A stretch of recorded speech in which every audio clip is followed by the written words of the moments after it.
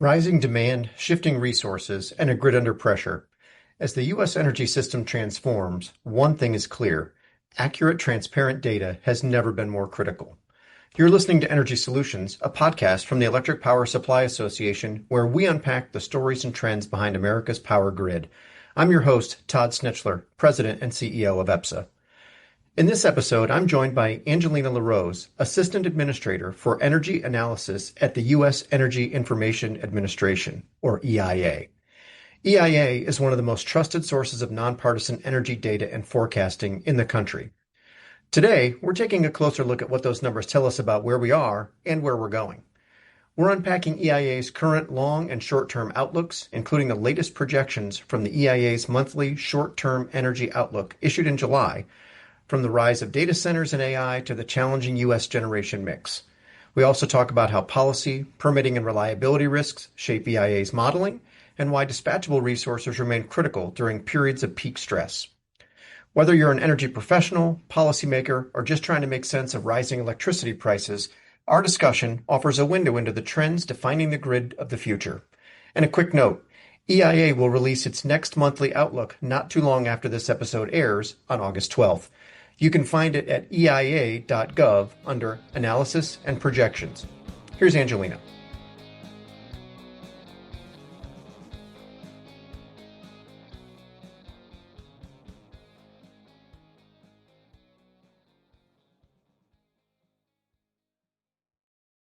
Angelina, thanks so much for joining us today on Energy Solutions. We're happy to have you with us. You play an important role at EIA. And so I guess the first thing we should do for those who may not be aware is tell us what EIA is and what are your responsibilities.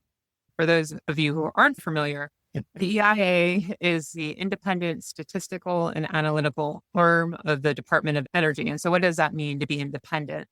None of our reports, whether it's our data or our analysis, needs approval from anybody in the government outside of our administrator. And so that's really kind of key to our mission is we're trying to provide impartial data and information for people across the aisle and decision makers all over the place that feel confident in using. My office in particular, the Office of Energy Analysis, which I lead, is responsible for all the energy analysis pretty much that EIA puts out. So these are our flagship outlooks. We have a short-term energy outlook. That's a forecast for the end of the next calendar year. We have our longer-term projections that run through 2050. We rely on the statistics that my colleagues in the Office of Energy Statistics produce, really has the foundation of this analysis. So we're trying or attempting to provide context and meaning to that data. Yeah, and I assume most folks who listen have probably been to the website to see what all is there. But in the event that they haven't, the wealth of information and at the granular level of the detail that you provide really is very helpful in a lot of ways. So we're appreciative of the work that you do because we often go to it because it's a well-regarded place to gather information that's helpful for putting together all kinds of things, whether it's advocacy or whether it's trying to figure out where we're going, where have we been. It's great context looking both forward and backwards. So we certainly are grateful for the work that you do. So let's start at the big picture. You mentioned the short-term energy outlook that you produce annually. So can you offer some key takeaways for this year's short-term energy outlook, both for electricity and fuel markets for this year? Sure. So our short-term energy outlook is actually a monthly publication, and it's our forecast through the end of the next calendar year. Our July, we have a affinity for acronyms, so we call it the STIO. Our July short-term energy outlook, or STIO, was released earlier this month. It emphasized several top-line issues, particularly pertaining to natural gas and power. One of the most important driving ones is the fact that we have natural gas prices forecasted to be higher this year compared to what they were last year. This is owing to we are showing strong growth in LNG exports, with a backdrop of relatively flat natural gas production, which is putting pressure on prices. So we have prices at the Henry Hub for 2025 over 50% higher this year compared to last year, which clearly has an effect on what we're seeing in wholesale power markets. We're showing wholesale power prices in most regions are also up about 12% this summer compared to last summer in our forecast. And it also affects the generation mix. We've had a large build out of solar capacity. So we are showing higher levels of solar generation this summer is about a third higher than what we saw last year, but we're seeing higher levels of coal used for generation as well. This is largely owing to the fact that the competing price, comparing the price to natural gas and coal, is making coal more economic. And all this is happening under the backdrop of rising electricity demand, just overall in this country. Yep. Yeah, I often say these days, you can't walk down the hall with anyone without talking about data centers and AI. How are higher than normal temperatures or extreme weather events or regional grid constraints influencing your short-term forecast? Are those things that you account for? And what are the impacts that they're having? Yeah, EIA uses NOAA's outlooks for weather in our short-term and our long-term outlooks. We have enough on our plate trying to forecast energy markets, so we leave forecasting weather to the pros. Temperature outlooks clearly have an effect on electricity and natural gas demand. And so that's accounted for in our CO, driven by the cooling degree days and heating degree days we get from NOAA. We also use NOAA's reservoir status reports when we're calibrating our hydro output. So again, this is another way that we're relying on the experts to help inform our forecasts. In terms of like key kind of acute weather events, whether they're tropical storms or hurricanes, we do during peak tropical storm hurricane months, we'll reduce our production forecast. We also do, looking at the winter, we'll reduce our production forecast to account for freeze-offs. More and more we're seeing when these tropical storms hit the Gulf or hurricanes hit the Gulf, it's not even just production that's impacted. It's exports from LNG facilities, whether they have to shut down because of the impending storm, where there's interruptions to shipping. And so that really has an effect to demand. And so we also account for that within our forecast. In terms of infrastructure, we don't model electric transmission constraints explicitly in CO, but it's clearly something that we're monitoring and aware of, both on the electricity side as well as pipelines to move hydrocarbons around this country. In particular, these constraints with natural gas, they have at times have had meaningful impacts on regional basis, and that has a kind of a knock-on or indirect effect on our wholesale prices. For those of you who don't know, we do have an energy atlas that leverages GIS data, and it shows key energy infrastructure and provides the user's ability to layer on these potential threats to infrastructure. So things such as wildfires, there's a layer for that, flooding, weather. You can layer the NOAA's hurricane cone on top of the map of the U.S. so you can see what infrastructure is potentially in harm's way. We also recently, as of last year, really added a renewable electricity infrastructure and resource database to the Energy Atlas. I would definitely encourage folks to take a look at that. We also publish a lot of weather-related today and energy articles and other things that people should keep an eye on our website, particularly around key events, because we do try to provide information about what's going on in energy markets related to them.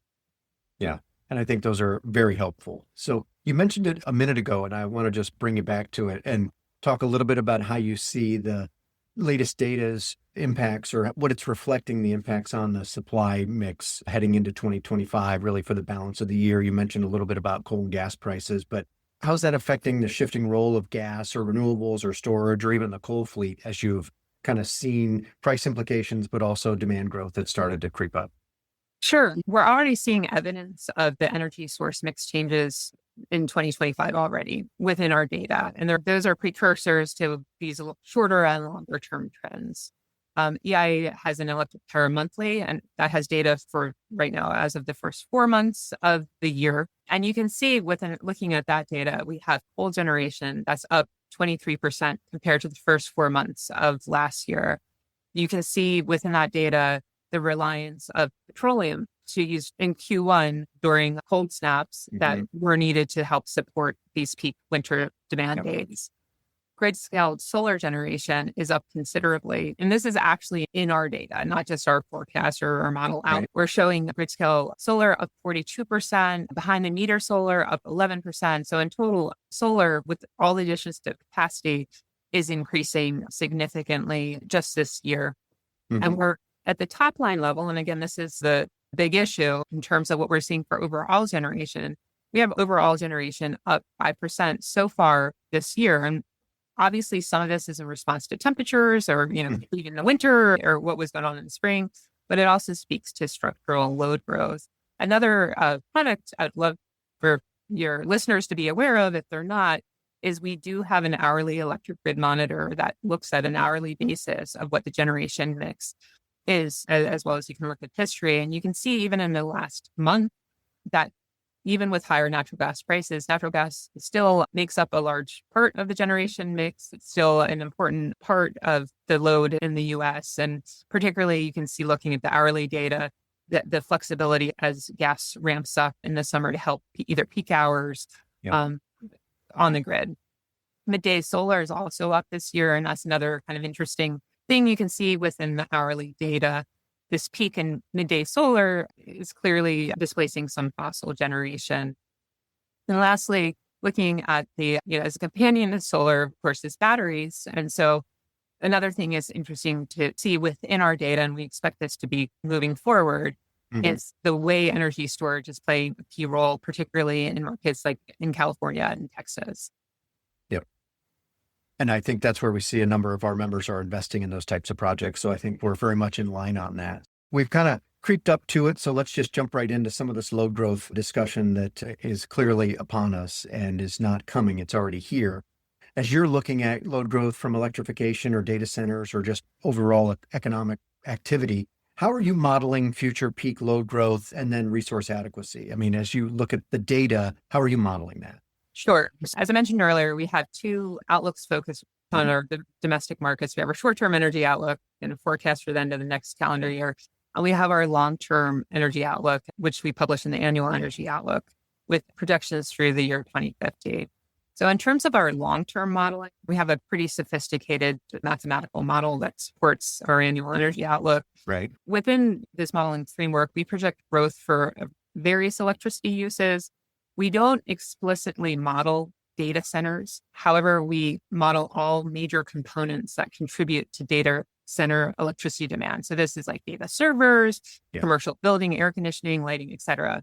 Yeah. But most significantly, in terms of how we're approaching the modeling of this growing load, is that we assign specific time of day or seasonal load shapes to each of these electricity uses. So as demand from data centers and other uses associated with electrification's change, our model can account for these changes in peak demand and other time-associated characteristics of demand.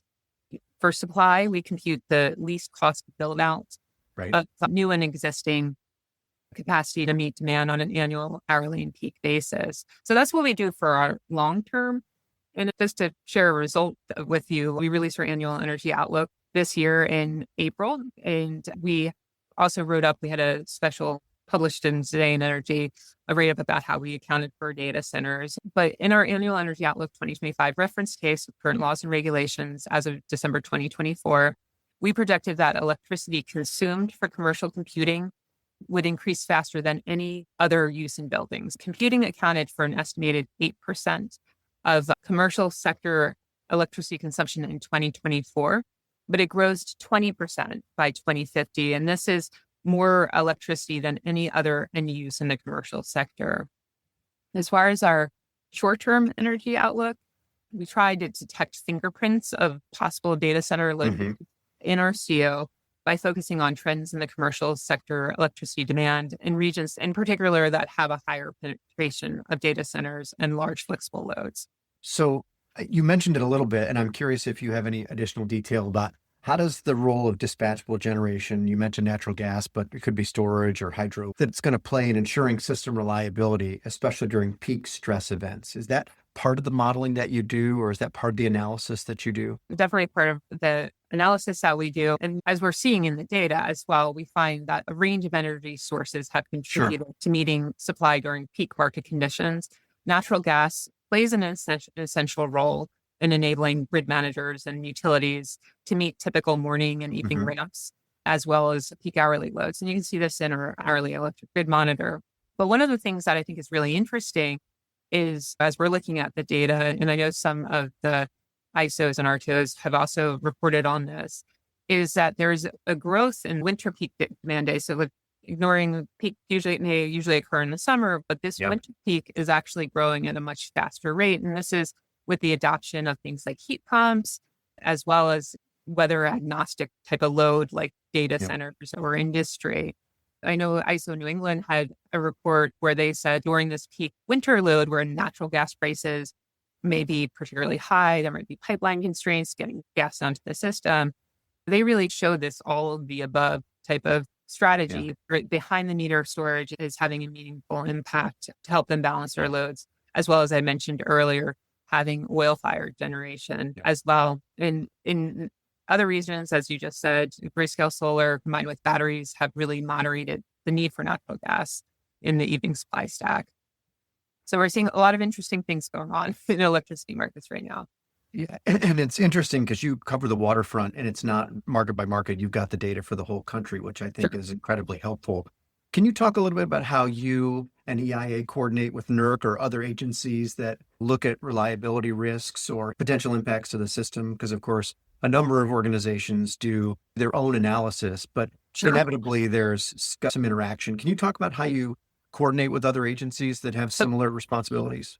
Of course. So we conduct outreach to guide our thinking of electricity issues from a whole host of different organizations, including NERC. We have occasional joint meetings with NERC to go over their reliability assessments. We conduct semi-annual meetings with FERC to discuss a range of shorter-term issues. For example, they summarize the reliability assessments for us as part of discussions. We also meet with RTO representatives to go over specific regional trends that they're seeing or concerns that they may have entering into the winter season or whenever regional issues are going on. We really do try our best to have a lot of these outreach discussions. I have a strong bias, but with knowing that EIA houses a lot of national expertise in energy markets, we rely on others to help us expand in our thinking about these issues, particularly people that are maybe looking at the same thing, but from a different lens. So that's really important to have this type of outreach. Yeah, that's great. It kind of just gives you that 360 view of the world. So you're not merely looking from your perspective. I'm smiling as I'm asking you this question only because it's probably very difficult to answer, but how do you look at current and proposed federal policies like the reconciliation bill or changes to EPA power plant rules and factor those into your modeling? There's clearly been some pendulum swinging one way or the other. How do you account for that as you look at your short and longer term modeling? Because that strikes me as being no easy task. Sure. I'm really glad you asked this question because particularly when one is considering a longer term outlook or longer term projections, whether it's ones produced by EIA or other modeling groups, it's so important to understand how the model is handling policy as well as technology adoption, and understanding these assumptions that are behind the projections is really just critical. What EIA does is reference case, which is kind of our baseline case, and most of our core side cases are modeled under current laws and regulations. Whatever is in the book, whatever is an enforceable policy, we include that within our modeling framework as we're projecting out the energy future. So as laws change, we do our best to incorporate new assumptions into our model. With the passage of the Big Beautiful Bill, we are working right now on reviewing energy provisions because step one is scouring the hundreds of pages to see what might fall within our purview. And then we're seeing how to implement those provisions within our modeling framework. Some assumptions are really easy and straightforward to implement, where others are a little more in the gray area. And depending on the policy as well as the current policy landscape, is we do run alternative policy cases as released in our longer term outlook that maybe, well, this tax credit is meant to sunset at the end of the year. It often is renewed. So we'll project it out. What would it look like if it was renewed as an alternative policy going forward? Or one of the other tricky things about modeling large pieces of legislation is sometimes they have a spectrum of tax credit. You can get the tax credits depending on how much domestic content you might have. So we'll also run high and low uptake cases, just really to help people inform their thinking of the impact of policy. And I guess lastly, with the release of the annual energy outlook this past April, we did have two policy cases. One was an alternative transportation case where we stripped out some of the more recent greenhouse gas tailpipe emissions as EPA standards, as well as CAFE standards and other transportation related provisions, as well as we had a No 111 case for the electricity sector. And this really, by design, we were hoping that we would be able to show our stakeholders the impact of those policies as implemented by showing kind of the world where they're not implemented. Yeah, I think that's very helpful. The alternative approaches, I think, are helpful for longer term decision making. So I think it's very important work that you're doing there.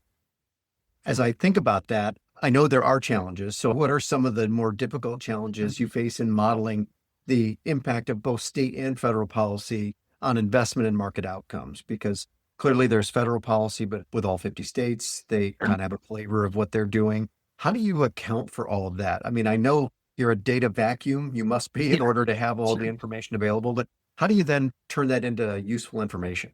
Sure. The policy environment has been very dynamic in the past several years. Very delicate way of saying that. Sometimes the collective state policies reflect the most amount of change, while in other periods, the federal policies, and sometimes there's tension between the state and federal policies. Yeah. We do our best to reflect what these policies are as implemented. I feel like one of the biggest challenges that we have is that EIA models enforceable policies and we don't model goals. So as a policy neutral organization, we are diligent to not wade into policy development. So our models are not designed to goal seek. Sometimes we're asked like, well, how can we get to this state in 2050? It's like, no, we need to know what policies are on the books, and then we'll show you how close we will get to that state, but we're not goal seeking or trying to design policies within our models. It's truly data neutral. It's the importance of getting good information in because I can give you good answers out. You'll take the data and you'll give them the story. And I think that independence is critical for good policymaking. As you look at some of these issues, of course, one of the things that we're hearing a lot about is cost implications and impacts to consumers. So as you look at the long-term economic trends that you're seeing, is there patterns that you're evolving in energy consumption? We're really fully post-COVID now. The inflationary environment has changed over the last 2 or 3 years. Are those having impacts on costs that you're seeing? Or do you have some identifiable trend lines? Or are there any takeaways that you would offer based on kind of how the world is evolving in the last 2 or 3 years? Definitely. So retail electricity prices have increased faster than the rate of inflation. And this has happened since 2022. And we expect that to continue within our short-term energy outlook. Parts of the country with relatively high electricity prices may actually experience greater price increases than those with relatively low. Overall, U.S. energy prices from, if you think of like immediately post-COVID years, 2020 to 2022, rapidly increased as the economy rebounded. And we also had the effects of Russia's invasion of Ukraine, which interrupted the international supply chains. One of the interesting things about when you're looking at the energy market as a whole, I think, is since 2022, the nominal price of many fuels have declined. So gasoline and heating oil and fuels that are more tightly linked to crude oil prices and affected by international markets have declined, whereas electricity prices have not. They're marching up and increasing. So there's an interesting dichotomy when you're looking at consumer prices. We do release, just to put another plug in for one of our publications, a winter fuels outlook. It's associated with our short-term energy outlook, and we released this in October.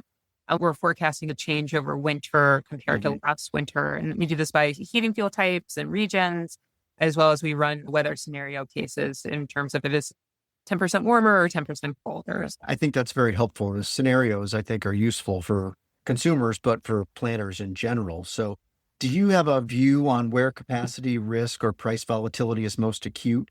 Is it certain regions of the country? I know generally the whole country is experiencing price pressures, but are there areas where it's more acute or things that you're watching for the risk of price volatility? Sure. When you're looking at the demand growth in electricity consumption, and I guess just to provide a little bit of background that I'm sure you're aware of, but like U.S. electricity consumption has been essentially flat for nearly 2 decades. Any increase associated with population growth or economic growth was displaced by efficiency gains. But more recently, electricity consumption has increased from the relatively low point in 2020. And what we're seeing in our short-term forecast is going to be growing at an average rate of 1.7% per year, with commercial and industrial sector growth having the fastest growth in our forecast at 2.6 and 2.1%. This demand growth is spurring expansion in generating capacity storage.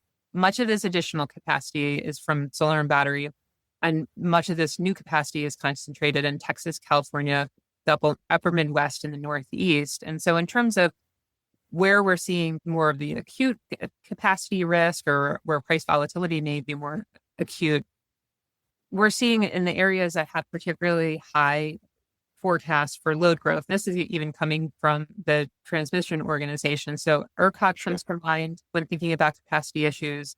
ERCOT projects the potential growth in summer peak electricity demand rising from 87 gigawatts to 100 in 2025 to 145 gigawatts in 2031, which is a huge demand growth. And this is because of the growth in data centers, population, industrial, and just broader electrification. And we're seeing something very similar happening in PJM. In PJM's 2024 Regional Electricity Transmission Plan, they forecast 10-year system-wide growth to be 1.6% per year. And this is up from the 0.8% that they forecast in 2023. And again, there's a proliferation of data centers in Virginia and within the region, electrification of buildings, vehicles, and manufacturing. These areas that have the data center alleys have particular capacity risk. And I think that it's interesting in that those pockets seem to be growing. It's not just Northern Virginia now, it's Arizona, it's Ohio, it's Texas. It's a number of spots around the country. So I guess we'll be keeping an eye on where we see those impacts landing. You've already addressed kind of regional variation where some of the key drivers are, but as you look at affordability and access, are there things that the data points us to that we should be keeping an eye on? We believe that the data underscores the points or suggestions about affordability, access, as well as the regionality, because regionality does play a big role in prices for the natural gas, coal, and electricity. And these differences are partially due to regional energy source mixes that are then now being reshaped by retirements and the types of technologies that are being added. And congestion as well on networks can be a source of regional price volatility that may eventually get passed through to end-use consumers. We find that weather, again, still has an outsized impact, particularly on natural gas and electricity markets. As I mentioned earlier, winter is definitely becoming more important from an electricity standpoint. And so things like adequate stocks of coal or natural gas or fuel oil are really, when it comes down to affordability or trying to moderate these types of price volatility, are becoming even more important.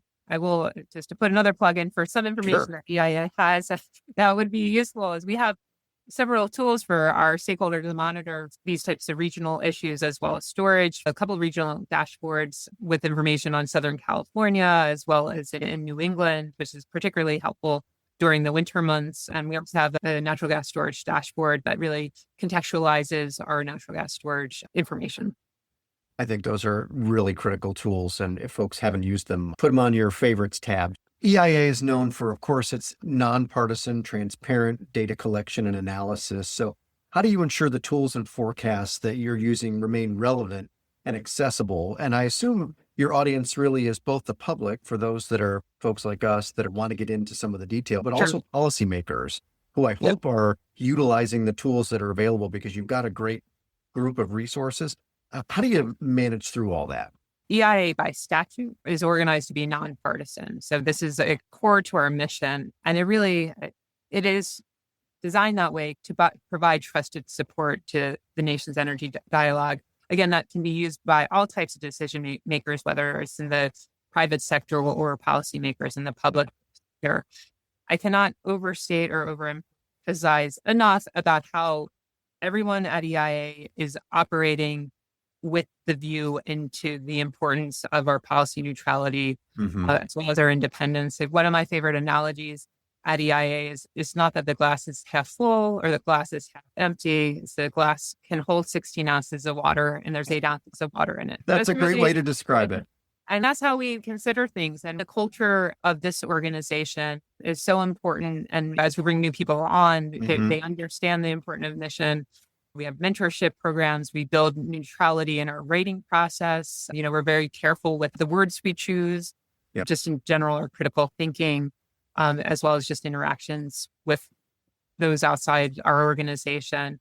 I feel that this independence is appreciated and it has been acknowledged by policymakers as being critical to preserve. I think that's right. We'd share that assessment wholeheartedly. So at the risk of putting new things on your plate, which it sounds like your plate's already really full, Are there new products or new data sets or new modeling tools or upgrades that our listeners and especially energy stakeholders may want to be aware of?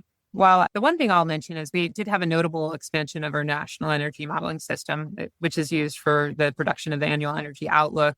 On its release in April, we debuted a new hydrogen model. We have a new carbon capture and transportation sequestration model. We overhauled our hydrocarbon supply module. These modules are all open source and available on EIA's GitHub site. And so we welcome people to engage those models.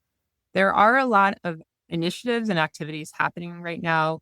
A lot of them are kind of under the waterline where we're trying to kind of help further our foundation for success. But we're continuing to kind of modernize our systems. Sure. This just leads to better and higher quality and easier to update type of analysis that we produce. I think that's great. So do you have any advice, given the work that you're doing and how you have kind of a broad view over all the products and services? What should local and state policymakers do, or how should they best engage with EIA data so that they can make informed policy decisions? Because I know oftentimes the federal folks look at this, but I think this information is incredibly valuable and useful for state and local policymakers. Are there tools that you would suggest or ways that they should engage with it to get the greatest value? Sure. And for the state policymakers that aren't aware of it, we do have a whole state energy data system, and we have state analytic pages that they would probably certainly find illuminating. I would say for advice to the local and state policymakers, I would encourage them to follow us on social media and sign up for our website listservs. We're continually updating what data we release, and that's like a really great way to kind of stay in touch with what is going on and what products we're putting out that may be of interest of them. Even beyond that, or more importantly, I would definitely encourage people to contact EIA if they have questions about any of our data or insights or products. We're here for you. Some of our data are really complex, and interpreting what they represent can be very nuanced. And we are here to help. Many of our products, applications, et cetera, have source notes or methodological overviews. And some even have interactive tours you can take to learn how to engage them. I'd also encourage people to take a look at that. I know for many people it's a bit boring to look at the source notes or read the notes underneath the table. But in a plain English type of way, we're trying to explain what the data is showing. But again, if anybody has questions, they should reach out and ask us. There's other ways to engage for people that have feedback. All our survey data collections are involved in an OMB clearance process. So any changes we make will be up on a Federal Register notice so people can weigh in whether they think we're asking the right questions or collecting the right data. And so I would encourage people to be a part of the process because we are public servants here and we're trying to serve public. Yeah. I think that's an important comment you made about the ability for people to reach out if they need help, that your staff is there to try and help them be able to utilize the data in a way that's actually useful, as opposed to just pull a report and have no idea what it says or how that data actually is relatable. As you look ahead to the next year or year and a half, what energy trends or signals are you watching, or things that you're paying close attention to? To continue on the thread of demand growth, that's really what we're looking at. And again, trying to see what information we can get from our own surveys and see what information is out there. EIA has the 860 survey that has electricity generating capacity. So we're paying close attention to capacity additions and retirements, particularly the build out of solar and batteries and what that could mean in terms of the hourly load, et cetera. Certainly being in Washington, D.C., we're striving to model current laws and regulations. We're also paying a lot of attention to policy. Yeah, of course. So if you could correct one public policy or policymaker misconception about energy markets more broadly, and you could do electricity or fuel supply, whichever one you wanted your response to be focused on, what would it be? So I'll spin it back to how people engage our information, our data. So this is much more broad than a specific market level misconception, but it gets back to one of the misconceptions I will work my entire career to clear up is the understanding of what we're trying to do in our long-term outlooks, that they're projections, they're not predictions. I often see people when they're writing about what we're releasing, characterizing it as though the EIA or the US government is predicting X, Y, and Z, but just really to make people understand how to engage our outlooks and our projections to understand their trend forecasts. They should be viewed across cases. You should be looking at how wide the band of potential energy futures are as you're evaluating, trying to understand information we're putting out. And again, that comes with, though, if anybody has those types of questions, really trying to ask us to explain or try to read our material associated with it. Yeah, it's a scenario. It's not a guarantee. Well, we certainly appreciate you taking time out of your very busy schedule to chat with us today. So, Angelina, we certainly appreciate that. And we look forward to continuing to engage with all of the great work that you do. Great. Thank you, Todd.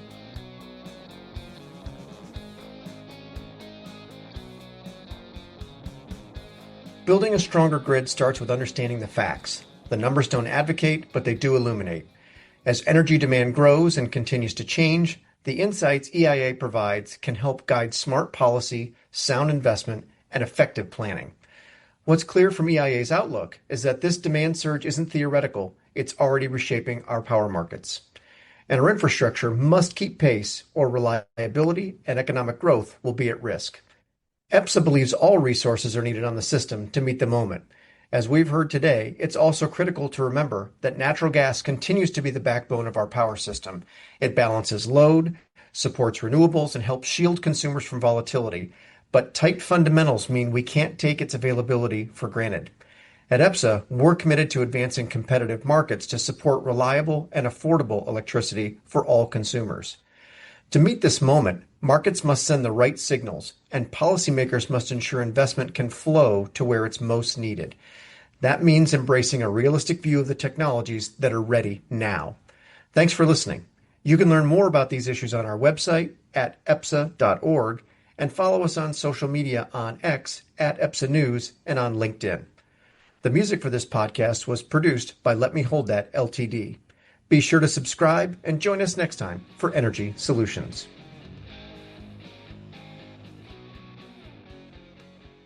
Energy Solutions is brought to you by the Electric Power Supply Association. EPSA represents America's competitive power suppliers, which bring about 175,000 megawatts of power generation resources to customers throughout the United States. The music in this episode is written, produced, and performed by Let Me Hold That Ltd. Discover the power of competition at www.epsa.org.